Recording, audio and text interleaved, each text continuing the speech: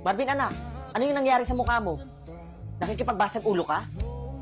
Diyos ko naman, kailan ka pa natutong makipagbasag ulo? Ano?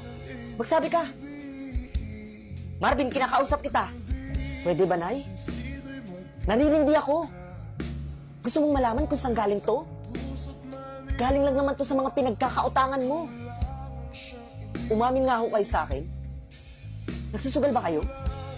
At sa tuwing natatalo kayo sa pagsusugal, utang naman kayo ng utang, tapos tira naman kayo sa pagsusugal. Nakikita niyo to?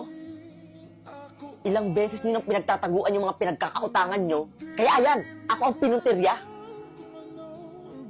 Wala na nga kayong kwenta bilang ina eh. Kaya hindi ko na nga kayo pinapakailaman eh. Kahit mukha na lang akong hangin sa inyo eh. Ano ba namang klase kayong ina? Di ba kayo naaawa? Okay lang sana kung ako lang eh. Pero may mga maliliit pa akong kapatid. Yung pag-aalaga ko sa kanila, yung pag-aasikaso ko, may narinig ba kayo sa akin? Ngayon, minamanduhan niyo ako?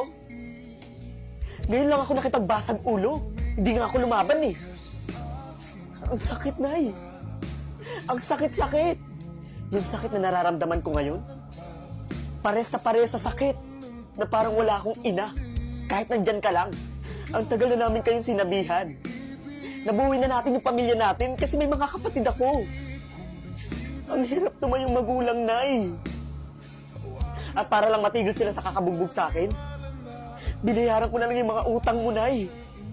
Kahit inipon ko pa yun para may pambao lang yung mga kapatid ko.